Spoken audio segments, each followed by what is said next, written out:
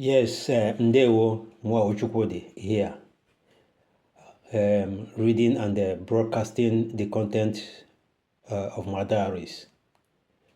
So in this very segment now, I am mega to be able to bring up instances where I stood and watched my father being intimidated and then humiliated and also abused.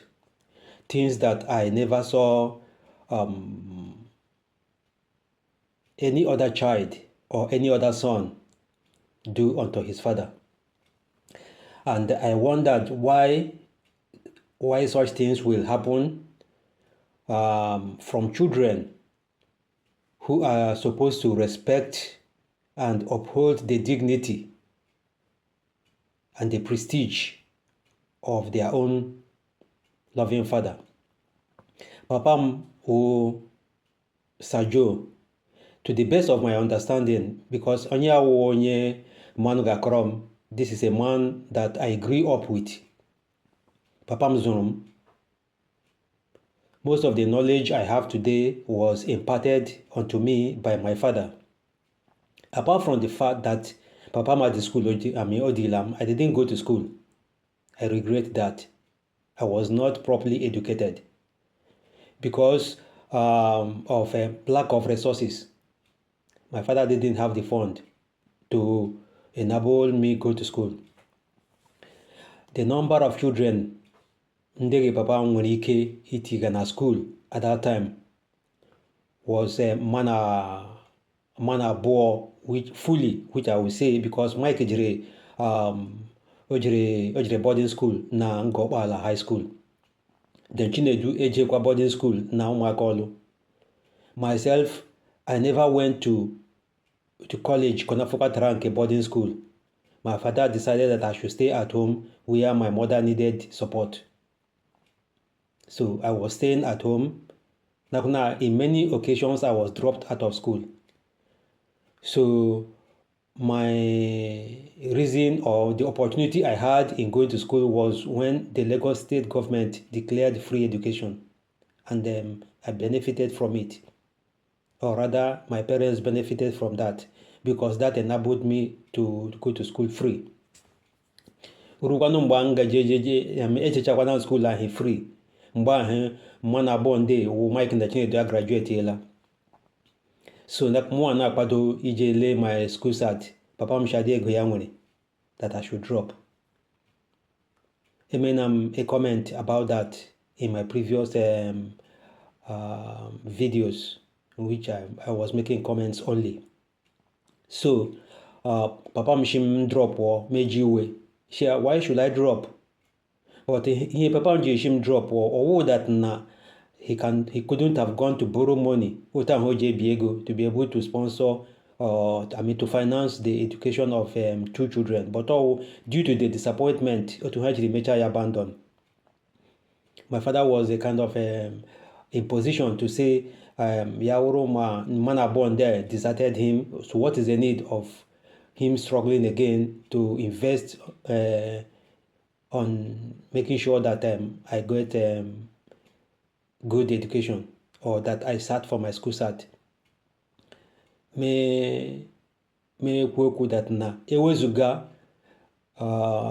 may his soul rest in peace. Man no man. Onye kporolamni ngamuna papa msego okwu.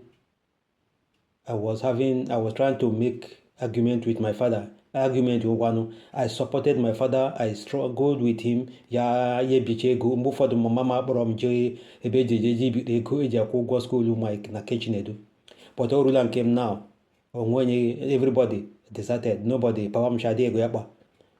So man shim owego le magwe ya mi aka na kpa brought that money and gave to me, as a result of which I was able to sit for my school cert examinations, WAEC. May God bless him, bless his family, bless him wherever he is. So, no budget. I am chọrọ the instances which I saw my father being insulted, because I could still have had that at the back of my mind, that due to the fact that I was punished, I was tortured, I was denied my own right as a child growing up with his parents. In order to make these two continue or succeed, Mike and Chinedu were living like children of sons. They were living like sons of a minister. Onye hụrụ high platform show Mike na white canvas Chinedu na his lifestyle, and then nke Mike at that time will not come back to Lagos and reconcile their lifestyle with that of a struggling parents in Lagos. Chineke menebere mwana struggle. Even at the time that our mother fell sick, I still stood with my parents. Chinedu never came, Mike never came. I was the only one with Stella. Chukwemeko ebere ma struggle. Aga m ewefakwa full comments as how I struggled to find myself in Europe, where I am today.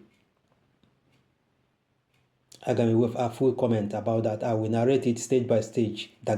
From Istanbul, from Bulgaria to Finland.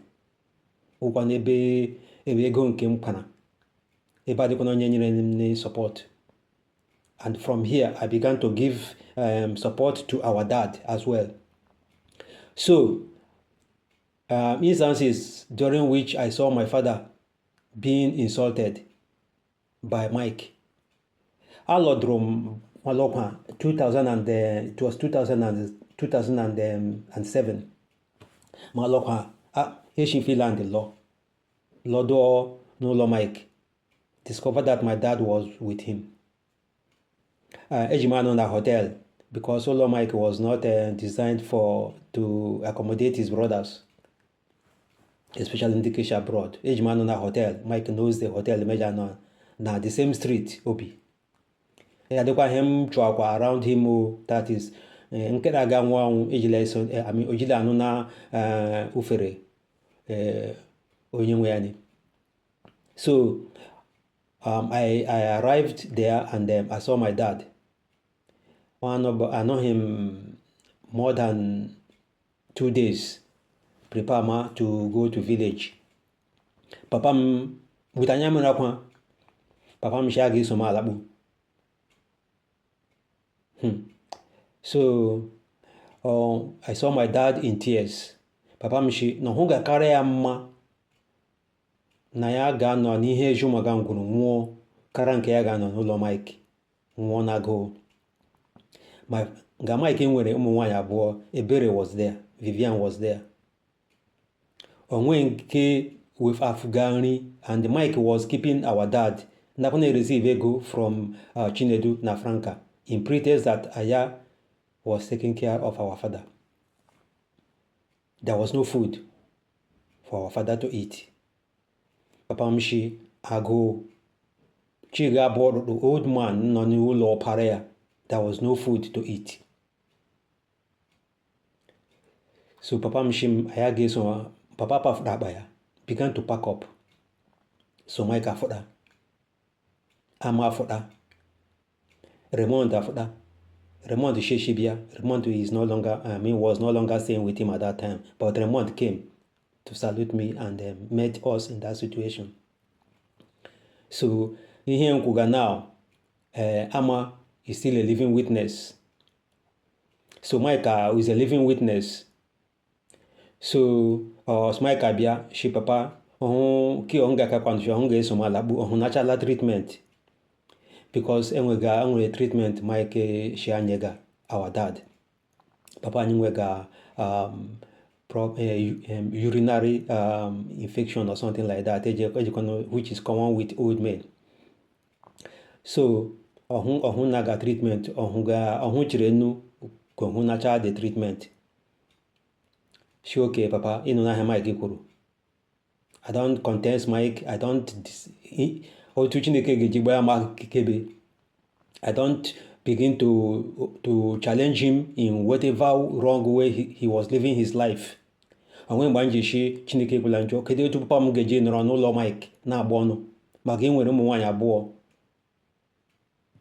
So wụkwanụ a landlord, this is your house, apartment nwere o nwere about more than 5 5 tenants excluding ndị nke nọ na the boys quarters. So he was collecting rent, so maintaining and feeding your father shouldn't have been a problem. So by the grace of God, eji m ego mee aka na akpa m wee wepụta substantial amount of money kpama ya papa m n'aka. Ama nọ there as a witness. Raymond was there as a witness. Mike was there as a witness. Mee were ego ahụ papa m n'aka. Shi ya were ego a chi bụọla ọrụrụ ya kpọọ ụmụaka. Shi ya Raymond ama make you sure that na a ga-azụrụ ahụ papa ga-ere ọgọdị beans or rice eshiri eshi na outside. So a na ya nye papa m ka papa m rie daga ya enwe ike oge eru mgbe oge ji nacha treatment ya akpọpụlozie ya back to village. Then we take it from there. So yes, Amike wapara aha ngeji wefacha ngeji adam wefda different scenarios in which our father was being abused. Meanwhile, Mike was extorting money from Chinedu na Franca in pretext that I had the papa and treatment. Meanwhile, our father had no food to eat. With Anya miracle, I saw my father. And yes, I was able to convince my dad to continue to stay while I took my bag and then returned to the village. Thank you for listening.